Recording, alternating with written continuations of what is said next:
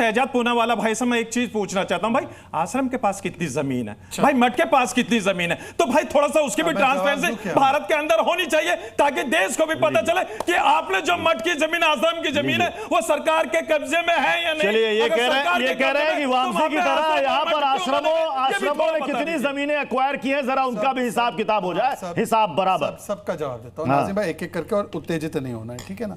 आपने तुरंग को चूमा, हालांकि पहले थोड़ा गड़बड़ हो गया उठाने में। नहीं, ये सिर्फ डंडे का फर्क था, डंडे का देखिए मैंने ऐसा पकड़ा था, ऐसा पकड़ा था, ये देखिए आप डंडे पे ही अटक जाते हो। सुन लीजिए, मैं तो कुछ और कह रहा हूँ। मैं कह रहा हूँ कि संविधान भी हमारे इस देश का बहुत ही महत्वपूर्ण अंग है। संविधान में सुप्रीम कोर्ट है, सुप्रीम कोर्ट ने 3 तलाक का फैसला दिया, मानते? अरे भाई देखिए, आप सुन लीजिए, 3 तलाक का आपने कहा कि सुन लीजिए, संविधान के दायरे में कानून बना ना, तो हम लोगों ने स्वीकार किया, लेकिन कुरान के अंदर कहीं भी 3 तलाक का जिक्र नहीं है, भाई कहीं जिक्र नहीं है, लेकिन संविधान के दायरे में कानून बना तो हम लोगों ने स्वीकार किया।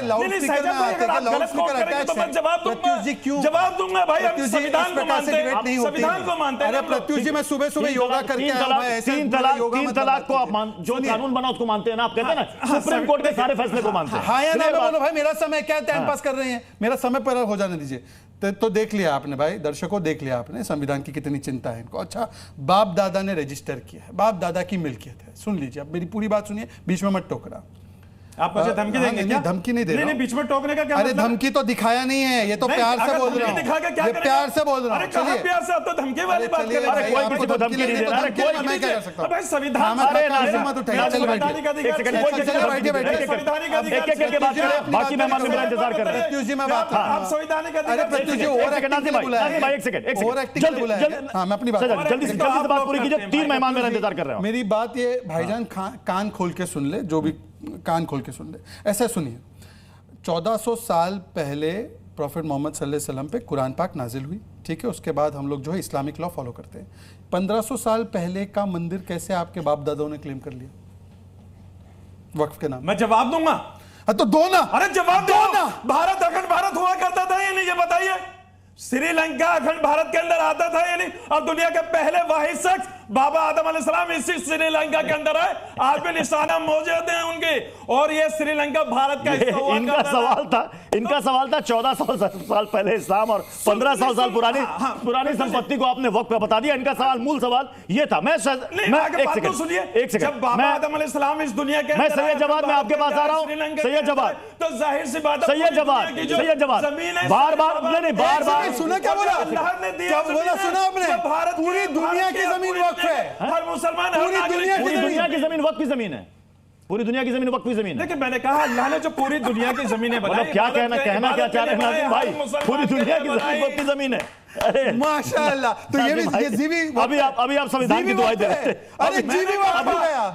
जी स्टूडियो तो जी न्यूज का है, लेकिन शहजाद भाई आप मेरे भाई हैं। नहीं, मुझे छोड़ दो, मैं आपका भाई दुश्मन है। मैं जल्दी से सैयद जवाद आपका रुख कर रहा हूं। सैयद जवाद, बार कानून की और संविधान की दुआई दी जाती है, तो उसी कानून और संविधान के मुताबिक भाई पंजीकरण भी अनिवार्य है। अब ये कह रहे हैं हमने पंजीकरण हमारे बाप दादाओं ने करा दिया, तो फिर चिंता किस बात की है? करा दिया, चिंता किस बात की है? प्रत्युष भाई, बहुत बहुत शुक्रगुजार हूँ आपको और आपके सभी दर्शकों को मेरा जय हिंद, जय संविधान। देखिए, ये भारतीय जनता पार्टी की सरकार, हम दो, हमारे दो और हमारे और दो की सरकार है।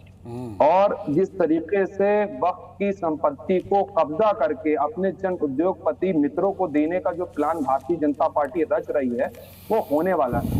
और वक्त की जमीनों में ज्यादा से ज्यादा करप्शन हो सके, इसीलिए ये कानून लेकर के आया जा रहा है। जो इनके बड़े उद्योगपति मित्र हैं, जो पार्टी को बड़ा बड़ा मोटा मोटा फंड देते हैं, मुंबई में जिनका बंगला बना हुआ है, उसका पंजीकरण कहाँ हो रखा है? शहजाद साहब, 2 अल्फाज बोल के दिखा दीजिए। आपने कहा, और अब मैं आपकी बात को और आगे बढ़ाता हूं। आज आपने जो कहा, हाँ अभी बता रहा हूँ, और आपने कहा कि पूरा जवाब भी लेना, उछलना मत रखते हैं, बहुत सी बातों को ऊपर रखते हैं हम, बहुत से लोगों की बातों को अपने जूते की नोक पे भी रखते हैं। ये भी आपको बता दें। मैं भी आपको बताता हूं, भारतीय जनता पार्टी के लोग ये साजिश कर रहे हैं, जिस तरीके से आपने अयोध्या के अंदर जो डिफेंस की जमीन है उसका नेचर और कैरेक्टर चेंज करके अपने चंद उद्योगपति मित्रों को दिया है ना, वक्त की संपत्ति में कर नहीं पाएंगे। एड़ी चोटी का जोर लगा लीजिए आप।